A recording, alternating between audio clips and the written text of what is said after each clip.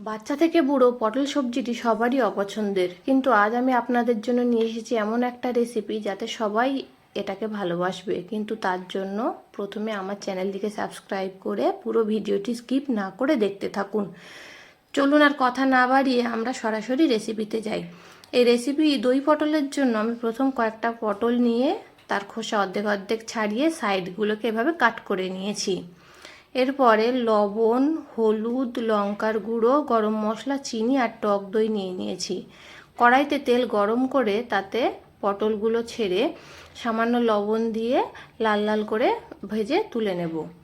এরপর এই তেলেই দেব পেঁয়াজ বাটা। পেঁয়াজ বাটা দিয়ে বেশ কিছুক্ষণ নাড়াচাড়া করতে হবে যাতে পেঁয়াজের লালচে ভাবটা আসে। পেঁয়াজের এই লালচে ভাব চলে এলে আমরা তাতে দিয়ে দেব আদা বাটা। এই আদা বাটাটা দিয়েও আমরা কিছুক্ষণ নাড়াচাড়া করব যাতে আদার কাঁচা গন্ধটা চলে যায়। আদার কাঁচা গন্ধটা কাটানোর জন্য একটু কিছুক্ষণ নাড়াচাড়া করে তারপরে আমরা দেব লবণ আর টক দই। এই লবণ আর টক দই দিয়ে আবারও বেশ কিছুক্ষণ নাড়াচাড়া করতে হবে। তারপরে দিতে হবে হলুদ গুঁড়ো আর লঙ্কার গুঁড়ো। খেয়াল রাখবেন এই টক দইটা দেওয়ার পর বেশ ভালোভাবে নাড়াচাড়া করবেন যাতে টক দইয়ের যে দলা ভাবটা থাকে সেটা যেন না থাকে। আমি এই টক দই বাড়িতে পেতেছি, আপনারা বাইরে থেকে আনিয়েও করতে পারেন। এরপর যখন এটা তেল ছাড়া ভাব হবে তখন এতে দিয়ে দেবো ভেজে রাখা পটল আর দেব চিনি পরিমাণ মতো। এতে চিনিটা একটু বেশি পরিমাণই লাগবে, তার কারণ এটা টক মিষ্টি একটা রেসিপি তৈরি হবে।